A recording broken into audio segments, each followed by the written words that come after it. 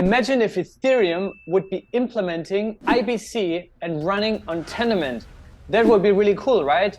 Well, that's exactly what the Ethermint framework allows. In today's video, I want to talk about exactly that, Ethereum on Cosmos. What are some of the chains that are currently in production? And there might be some that you probably never even heard about.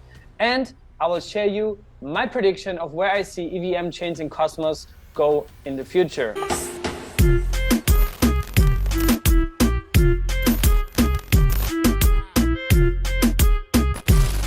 First of all, disclaimer, I obviously hold some of the tokens that I will be talking about in today's video.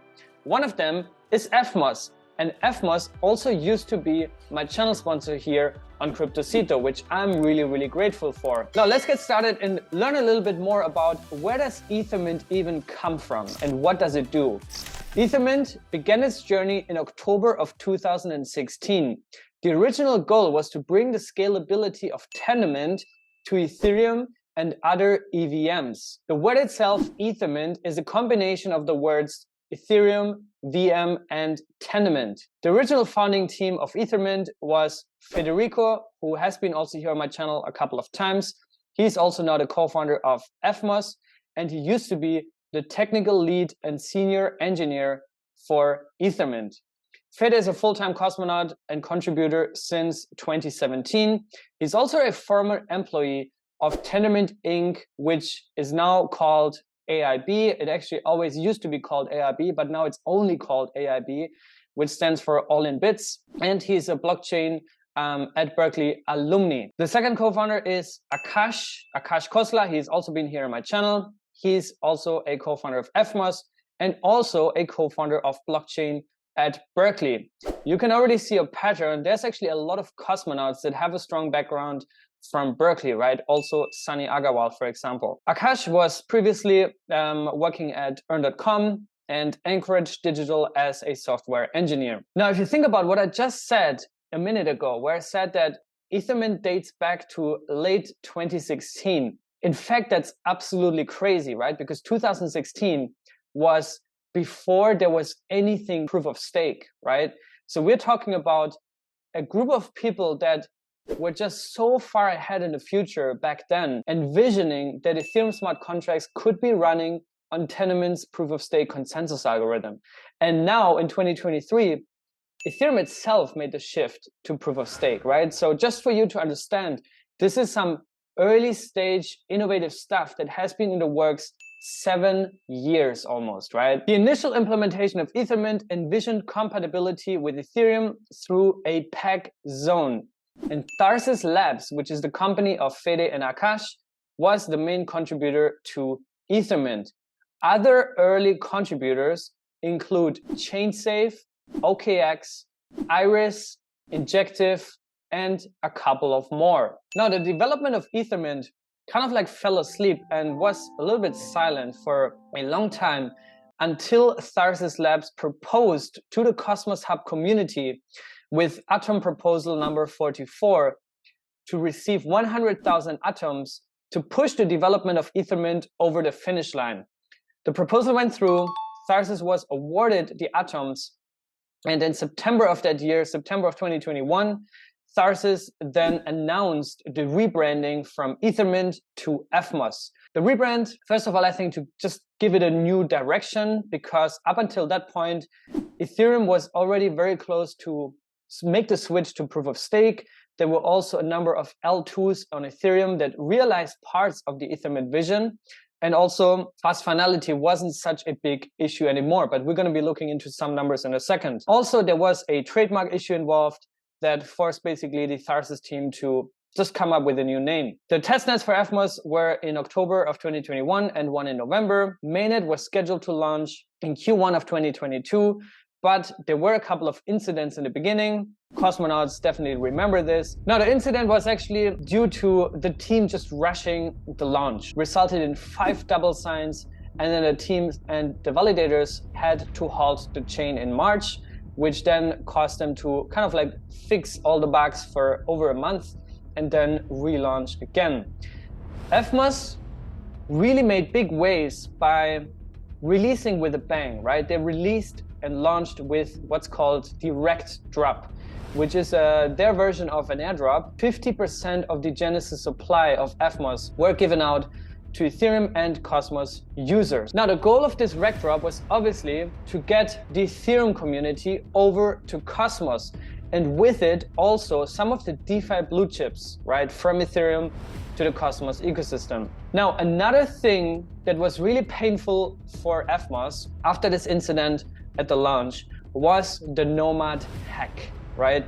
Nomad was a bridge that was supposed to be the canonical bridge on Evmos, which means the default bridge on Evmos, and the bridge was exploited in August 1st of 2022, right? So 2022 was just overall a shit year after the Terra collapse, Nomad hack, multiple other hacks left and right, and also obviously the FTX collapse, 3AC, you name it. Now, the Nomad hack, however, was really bad for Evmos because $9 million worth of bridged assets out of the $190 million of the Nomad hack came from Evmos. That also damaged a lot to the native DEX on Evmos called Diffusion, and I feel like ever since that happened, they never really recovered. Enough of the bad things, let's look into the good things, the success story of Evmos since 2022.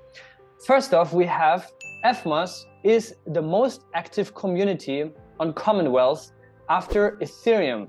And Commonwealth, for those that don't know, is a governance forum where proposals to improve the network, to improve the ecosystem, are being discussed by the community. According to Commonwealth itself, there are roughly 70 to 80 million staked tokens on average being used to vote across more than 23,000 unique addresses. So that's a cool success story, and that also shows that Evmos is alive. Another success story is obviously Ethermint. Ethermint, the framework to launch EVM chains on Cosmos, became one of the most actively deployed EVM stacks in 2022.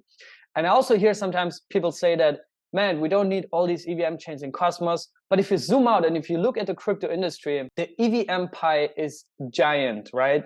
You have Ethereum itself, obviously. You have Polygon, BNB, Avalanche. Those are all EVM compatible chains, right? So the pie is definitely big enough. And so far, even though Ethermint is gaining traction within Cosmos, it's not yet competitive to the big players out there. Another success story is that Ethermint chain's collective TVL is larger than the Cosmos ecosystem itself, right? And if you go over to DeFi Llama, you can actually see that the biggest TVL of all Cosmos chains, including EVM chains in Cosmos, Ethermint chains, is actually Cronos, right? Cronos has $400 million worth of TVL on their chain. Second is Osmosis with 230 million. Then we have Canto, which is also a Ethermint-based chain, 186 million. And fourth is Kava, which is also an EVM chain based on Ethermint, 185 million US dollars. So out of the top 4 chains with highest TVL in Cosmos, 3 of them are actually built using Ethermint. What are some of the advantages Evmos has over Ethereum? Order of magnitude higher throughput, much cheaper to execute smart contracts, unlimited horizontal scalability thanks to IBC, and much faster transaction finality. Now, I think also in hindsight, the team is reconsidering their approach and their strategy, right? Because imagine if Evmos had launched with software licensing, right? Just as Uniswap V3. Uniswap V3, when they launched, they had a software licensing that made it impossible for competitors to just fork the code base, right? You could still see it, it's still open source, but you can't just copy paste and launch a competitive product. Now, Evmos chose not to go down that route to make Ethermint entirely a public good, but now the competition is getting a lot of the spotlight, and Evmos is kind of like talked down by a lot of people in the ecosystem, which is not really the right thing to do in my opinion. Now, but if we look into the Evmos ecosystem, there's currently around 15 dApps, 115 integrations, and the most prominent Evmos dApps are Orbital Markets, which is an NFT marketplace, Diffusion, and SpaceFi. But to be honest, none of them really have competitive numbers. What's very interesting though is that Evmos does have a lot of monthly active users, right? In total, over the past 30 days, according to mapofzones.com, Evmos is ranked 3rd with 206,000 monthly active users. That's 40,000 more than Osmosis and only 3,000 less than the Cosmos Hub. If you talk about IBC monthly active users, Evmos has 13,600, Osmosis has 53,000, and the Cosmos Hub has 33,000. And Evmos is just behind Juno here, ranked 4th. Now, these users are most likely just staking, compounding, right? Playing around a little bit, because there currently is no real killer application on Evmos. However, given that there's such a high amount of active users, you could probably easily convert them into DApp users once there is a killer application on Evmos. That's why also they pivoted a little bit for 2023. They also just announced their roadmap, which you can see here on their website and on their Twitter. And the 3 key pillars are the EVM extensions, the Evmos SDK, which is now moving forward the brand name for the Ethermint framework, and a DApp store. Before we look into some of the competitors, let's look into Evmos tokenomics. The utility of the Evmos coin is transaction fees, staking, aka providing security, and governance, which we have learned is a huge application for the Evmos coin at this moment. The max supply is 1 billion in 4 years, so that's a very aggressive rollout of the Evmos coin.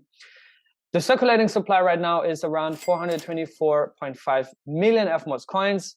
Genesis supply was 200 million, of which 100 million were airdropped to the community. 40% was reserved for a strategic fund and 10% to the community pool. What's also cool is that Evmos implements usage incentives built into the inflation or the emissions of new Evmos. Now, let's look into some of the competitors, right? And the most prominent one, and the one that has made the most waves recently, is obviously Canto, right?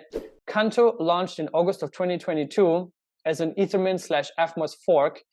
The founding team has actually deep roots in Ethereum, right? So you could also attribute that as part of the Evmos success story, that you have core Ethereum developers launching their own chain in the Cosmos ecosystem built on the Ethermint framework. Founding team is ZK Cole, who is the CTO at Slingshot DEX, which is the flagship DEX on Canto, and also the co-founder of Code Arena or Code for Arena.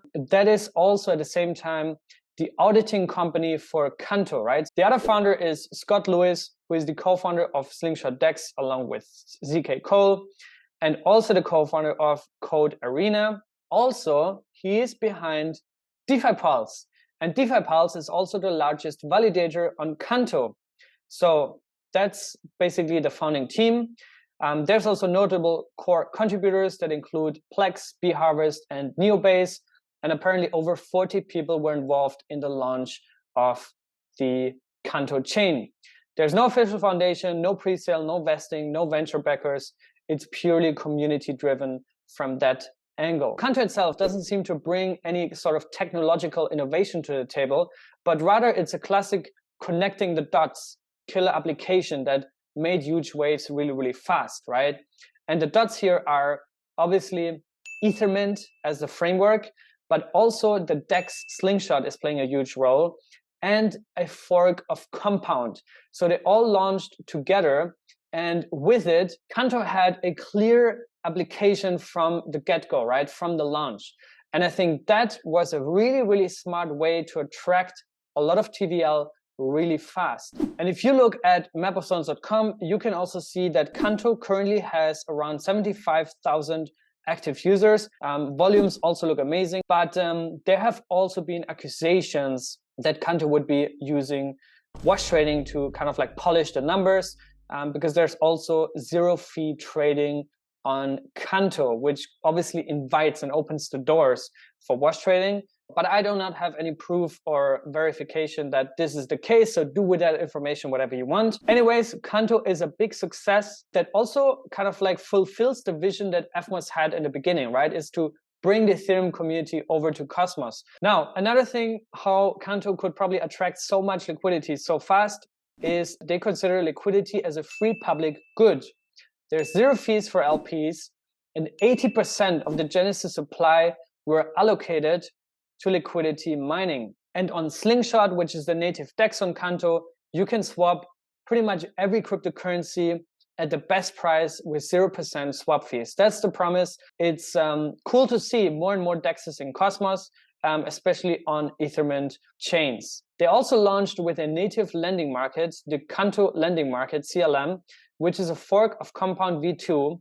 And the governance of that lending market is controlled by Canto stakers. LP tokens can also be used as collateral on the Canto lending market. They also have something very interesting, basically a dual token model, because Node is the unit of account on Canto. Node cannot be created and it must be borrowed on CLM. It's over collateralized by collateral lent to the CLM, and it's rebalanced towards $1 via an algorithmic interest rate. If Node goes under $1, interest rate is raised and vice versa. Current interest rate is 4%. Canto also connects via the Gravity Bridge, so you can seamlessly bridge assets from the Ethereum world onto Canto. They also have a fee sharing model built into their tokenomics, such as Evmos, where 20% of the block rewards go to dApp developers. Now, the block time of Canto is 6 seconds versus 1 second on Evmos versus 12 seconds on Ethereum. The native coin of Canto has no hard cap. It had a Genesis supply of 1 billion coins.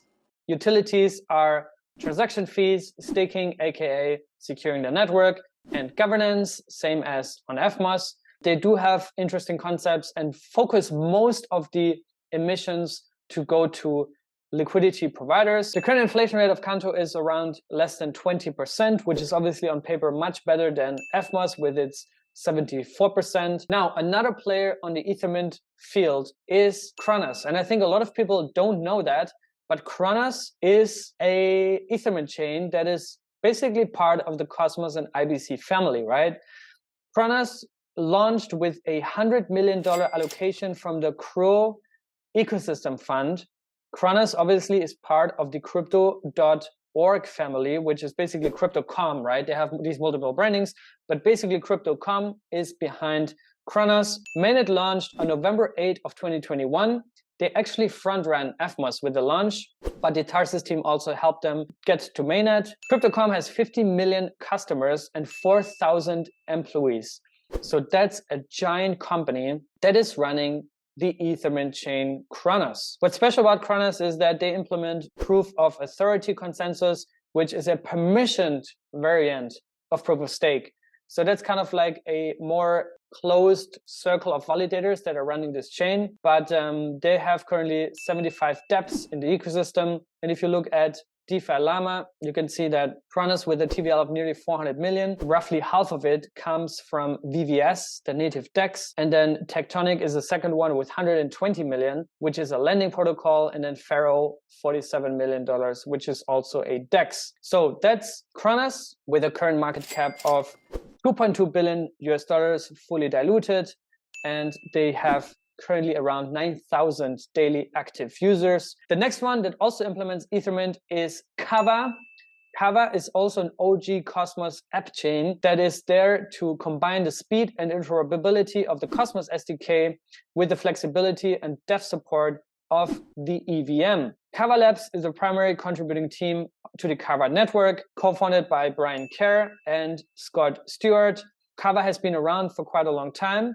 What's special though, and I don't really understand why, is that Kava does not implement IBC. So that has been a design decision from the Kava team for reasons that are unknown to me. There was also some drama between Kava and Evmos about Ethermint because Kava kind of claimed Ethermint to be at least somehow perceived as if it was their innovation. For example, they do call Ethermint the Kava EVM and not Ethermint. And there's no mention nor giving credits to Starsis for having developed Ethermint, which they also don't really have to, right? Because this is open source crypto space. Nobody's forced to do anything in an open source world, but it's just an unwritten rule, I would say, to treat each other with respect, especially core development teams that build something that you want to use as a project, right? Kava still has a lot of traction. They have roughly 125 ecosystem projects and a TVL of $180 million US.